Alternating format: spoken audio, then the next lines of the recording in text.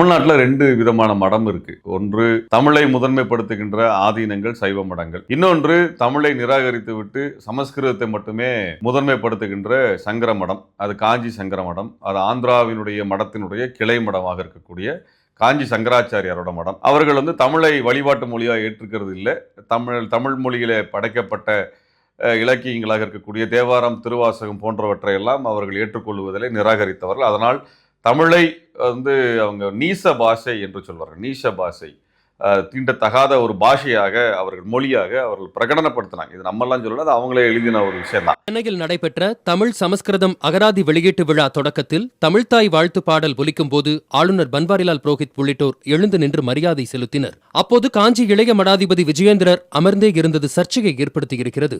ஆனால் விழா நிறைவடைந்ததும் தேசிய கீதம் இசைக்கும் போது விஜயேந்திரர் எழுந்து நின்று மரியாதை செய்தார். தமிழ்தாய் வாழ்த்து பாடும்போது எழுந்து நிற்காத விஜயேந்திரர் தேசிய கீதத்துக்கு எழுந்து நின்று மரியாதை செலுத்திய நிகழ்வு வலைத்தளங்களில் கடும் விமர்சனத்துக்குள்ளாகி உள்ளது. அப்படிப்பட்ட காஞ்சி சங்கர மடத்துக்கு தமிழ்நாட்டில் எந்த அரசியல்வாதியும் போனதில்லை. அதாவது என்னன்னா, அரசியல் கட்சியாக போனதில்லை. அவங்கவுங்க தனிப்பட்ட விருப்பத்தில் பிச்சை எடுக்கிறதுக்காக போவாங்க, ஆசீர்வாதம் வாங்குறதுக்குன்னு போவாங்க. அதெல்லாம் எல்லா கட்சியிலும் போவாங்க. அதெல்லாம் நம்மளுக்கு அவர்களை பற்றி நம்மளுக்கு கவலை இல்லை. ஆனால் தமிழ் தேசியத்தை எடுக்கிறோம், தமிழ் தேசியத்தை தான் முதன்மைப்படுத்துகிறோம், ஈழத்தை வாங்குகிறோம், தமிழ் கொடியை நாட்டுகிறோம், தமிழ் கடவுளை போற்றுகிறோம் அப்படின்னு சொல்லக்கூடிய சீமான் எதுக்கு காஞ்சி சங்கர மடத்துக்கு போய் பூஜை பண்ணியிருக்காரு அப்படிங்கிற நம்மளுக்கு தெரியல. ஒரு பிராமண கடப்பாறையை தூக்குவதா வாக்குறுதி கொடுத்த உடனே தலைவர்கிட்ட போய் ஆசீர்வாதம் வாங்குவதற்காக சங்கராச்சாரியார்கிட்ட போய் ஆசீர்வாதம் வாங்கியிருக்கிறாரு. அங்க காலில் விழுந்தாரா கையில விழுந்தாரா நம்மளுக்கு தெரியாது. மாட்டுக்கு பூஜை பண்ணியிருக்கிறாரு, மாட்டுக்கு புல்லெல்லாம் கொடுத்து புலகாங்கிதை அடைஞ்சிருக்கிறாரு.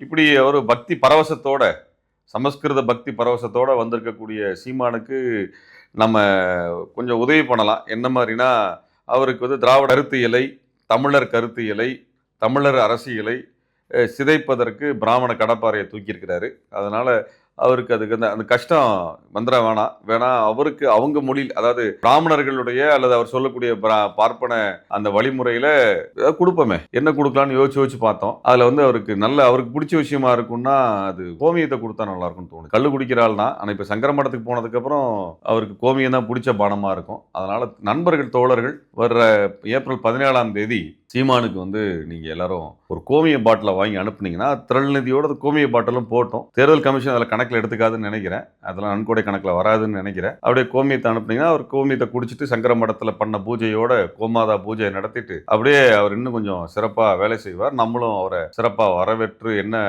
பதில் கொடுக்கணுமோ கொடுப்போம். ஆகவே 17ஆம் தேதி நண்பர்கள், தோழர்கள், வாய்ப்புள்ளவர்கள் எங்கிருந்தாலும் திரு சீமானுக்கு கோமியம் பாட்டில் அனுப்பி வச்சு சிறப்பு செய்யுமாறு கேட்டுக்கொள்கின்றேன்.